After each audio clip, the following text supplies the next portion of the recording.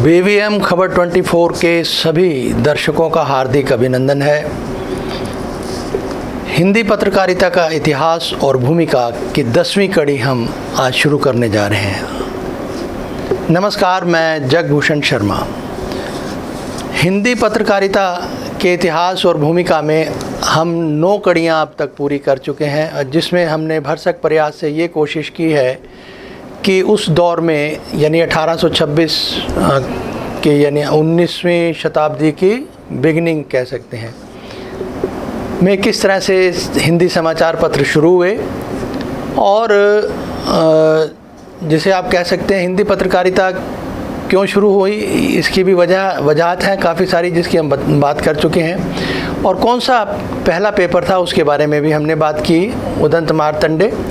और फिर समाज में तत्कालीन परिस्थितियों में जो भी कुरीतियाँ थी, जो कुप्रथाएं थी, जिनका सामाजिक विरोध होना चाहिए था और आज भी होना चाहिए, उसका विरोध करने वाले कौन थे, कौन उन नायक थे जो जिन्हें प्रवर्तक हम कहते हैं। तो उनमें हमने जैसे राजा राम मोहन राय हुए, केशव चंद्र सेन, दयानंद सरस्वती, और आज हम विवेकानंद की बात करेंगे। और उसके बाद फिर हमने एक सर सुरेंद्र नाथ बनर्जी ब्रिटिश हुकूमत के दौर में, तो वो भी एक राजनेता थे। तत्कालीन परिस्थितियों में उन्होंने भारत सभा करके उसकी स्थापना की थी, संगठन की, उस पर भी हम चर्चा करेंगे। लेकिन आज का कार्यक्रम शुरू करने से पहले ख्वाजा मीर दर्द हुए हैं। ये मीर तकी मीर के समकालीन कह सकते हैं, क्योंकि मीर तकी मीर का 1723 में जन्म हुआ है और वो 1800 कुछ में मरे हैं, और इनका 1720 में जन्म है और 1785 में इनका देहांत हुआ है।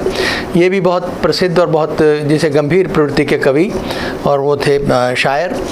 और इनकी कुछ पंक्तियाँ जो मुझे लगता है कि हमारे कार्यक्रम में जो है वो बहुत माकूल रहेंगी, और किन के साथ ये जुड़ती हैं जाके ये अब आप काम दर्शकों का रहा। तोहमतें चंद अपने ज़िम्मे धर चले, तोहमतें चंद अपने ज़िम्मे धर चले, किस लिए आए थे, किस लिए आए थे, हम क्या कर चले। ठीक, फिर दर्द इनका तखल्लुस था, जो मैंने अब नाम लिया ना ख्वाजा मीर का।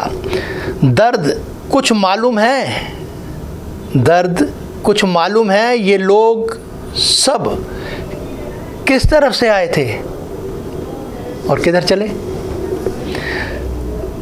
आप समझे, इशारा आप काफ़ी होता है, क्योंकि जो पद्य अभिव्यक्ति है ना, कवियात्मक, इसे पद्य अभिव्यक्ति कहते हैं।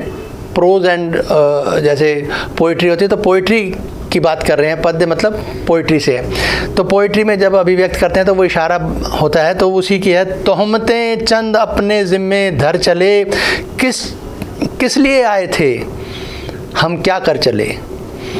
दर्द, जो लिखने वाला है वो कह रहे हैं, दर्द कुछ मालूम है, ये लोग सब किस तरफ से आए थे, किधर चले।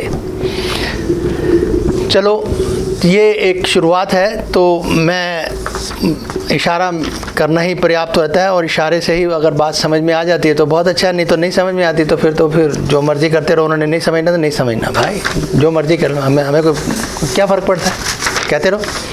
तो ये हमने आपको बता दिया, राजा राम मोहन राय, केशव चंद्र सेन, दयानंद सरस्वती, इनका नाम हम ले ही चुके हैं। ये सब जो है, जब इस हम कह सकते हैं नवजागरण भारत में जो हुआ, तो उसके उन नायक थे। ये विभूतियाँ हैं हमारे देश की आज भी, हम सब के लिए। आज जो बात कर रहे हैं, हिंदी अंग्रेज़ी दोनों के विद्वान थे, पंडित थे ये, मतलब भाषा के जहाँ तक संबंध है, वैसे तो सभी जानते हैं। वे पुरातनता और आधुनिकता, ठीक है जी, यानी इन दोनों का समन्वय, इन दोनों को संतुलन बना के वो चलने वालों में से थे। परमहंस जो थे इनके गुरु थे, इनको कहते हैं परमहंस के, ये पट शिष्य थे, यानी अंग्रेजी में अगर कहें तो स्टांच फॉलोअर ऑफ स्वामी परमहंस। ठीक है जी। अब इनका भी जिक्र, क्योंकि ये भी समाज के बहुत बड़े सुधारक जो है उनमें नाम आता है इनका। और याद रहे कि जो ब्रह्म समाज का जो झुकाव भारतीय दर्शन की औपनिषदिक उपनिषद से औपनिषदिक बना है, जो धारा औपनिषदिक धारा जो है औपनिषदिक धारा के प्रति था। वहीं रामकृष्ण परमहंस जो भारत की जो समग्रता थी उसका गोता लगा चुके थे। वो समझ चुके थे कि भारत में जो एक व्यापकता है सोच की, दर्शन की, विचारों की, वो बहुत गहन है। तो जो इनके गुरु थे विवेकानंद के, उनकी जो सोच थी वो तो बहुत व्यापक थी, और वो समग्रता पे, ये वैदिक की बात करते हैं, वो औपनिषदिक की बात करते हैं ब्रह्म समाज, और जो इनके गुरु थे वो समग्रता की बात करते हैं। तो इस बीच में वो सब कुछ ये आप लगा दें। उनके यानी परमहंस की बात करें तो वो समग्रता के पक्षधर थे। वे उस बिंदु पर खड़े जिसके स्पर्शता करने पर सारी धाराएं प्रवाहित होती हैं। बात हो रही है यहाँ पर स्वामी परमहंस की, क्योंकि समग्रता की बात करते हैं। वो उस बिंदु पर खड़े थे जहाँ से सभी धाराएं प्रवाहित होती हैं, प्रवाह उनमें आता है। हम कह चुके हैं कि रामकृष्ण परमहंस जो है, हम पहले भी बता चुके हैं। तो इस करके हमें समय समय पर जब प्रवर्तकों की ज़रूरत पड़ती है, हमें नवजागरण की ज़रूरत पड़ती है, तो सजगता की ज़रूरत पड़ती है, एनलाइटनमेंट जिसे हम कहते हैं, उसे वो चाहिए। तो क्यों चाहिए? समाज में जब जब उथल पुथल होती है तो कहीं ना कहीं उसमें आप पाओगे कि राजनीतिक प्रभाव जो है वो दिखाई पड़ता है। ये अलग बात है कि जो राजनीतिक व्यवस्था है वो ज़रूरी नहीं कि लोकतांत्रिक हो। जब जो राजा थे, उनके राजा सम्राट जो भी हुए, जार कहते हैं, वो जार थे पहले अपना रशिया में, तो हर पूरा यानी पूरा विश्व जो था वो पहले राजाओं के ही, सम्राटों के ही अधीन रहा समाज। उस वक्त नागरिक नहीं कहा जा सकता था, उस वक्त सब्जेक्ट होते थे। अंग्रेजी का मतलब सब्जेक्ट है, सब्जेक्ट का मतलब प्रजा, आई मीन रियाया। रियाया का मतलब कहीं ना कहीं गुलाम से जुड़ता है, और जो अधीन होते हैं उनको कहा जाता है। प्रजा तो खैर जो है वो है ये।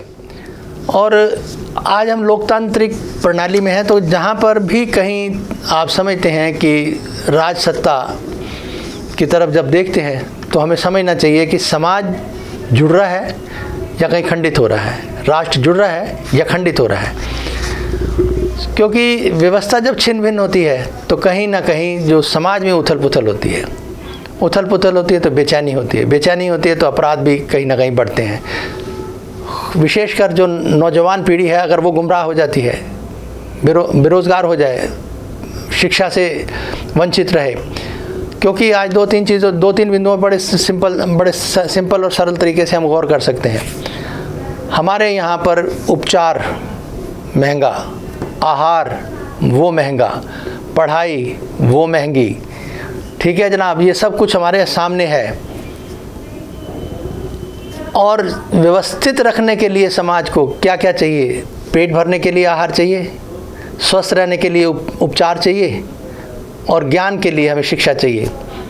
तभी तो समाज में संतुलन रहेगा, तभी तो समाज को हम एक जिसे कहते हैं कि सही और एक अपराध मुक्त, भय मुक्त, और जिसे कहते हैं कि सौहार्द के साथ उसे स्थापित कर सकते हैं। और अगर ये चीज़ें नहीं हैं तो फिर ज़्यादा मुश्किल नहीं है। फिर कोई ज्योतिषी अपने ग्रह चाल है उसे देखे या ना देखे, एक चाल समझ में आती है और वो बड़ी स्पष्ट है। वो उसके जो परिणाम है वो कोई रोक ही नहीं सकता।